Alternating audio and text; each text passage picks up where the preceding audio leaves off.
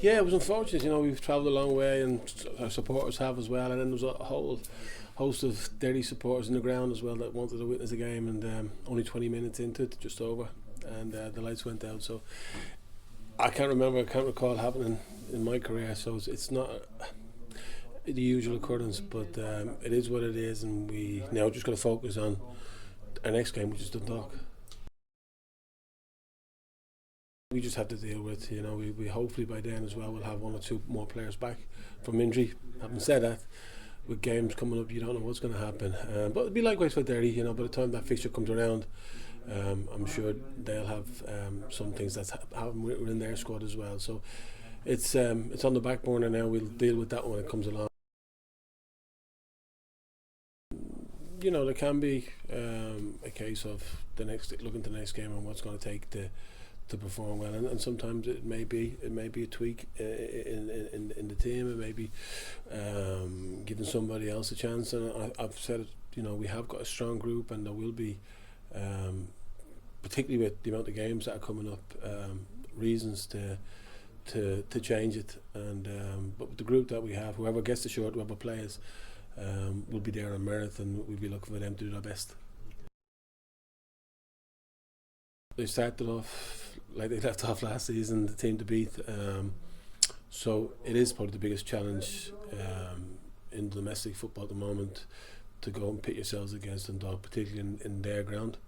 But it's one that we said that we want to have, and we're looking forward to, and we'll learn quite a bit. Yeah, it's we'll know more the next day or two how close we are to.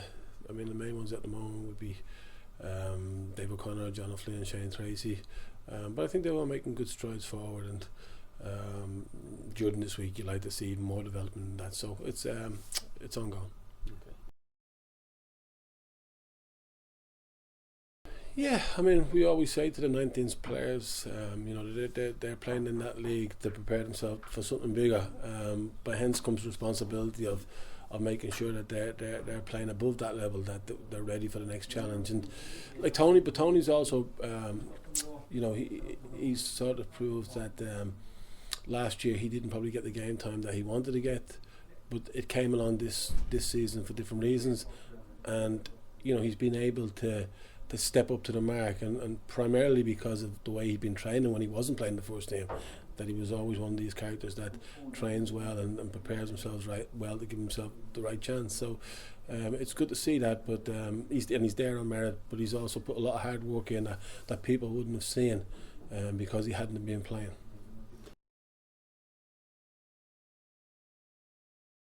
Yeah, the goals, they're good quality goals, and just really pleased for the lads that contribute towards them. You know, Tussie obviously getting his goals. He's worked hard in pre-season, and had been frustrated because he felt he should have got more goals in pre-season. But you know, he was there when it mattered against Sligo, and we'll just continue to encourage him and the rest of the players that provide the goals and some great tackling moves to go and give us those moments. I said they were great goals, they were goals well worth celebrating, and the form on that night in particular was very pleasing.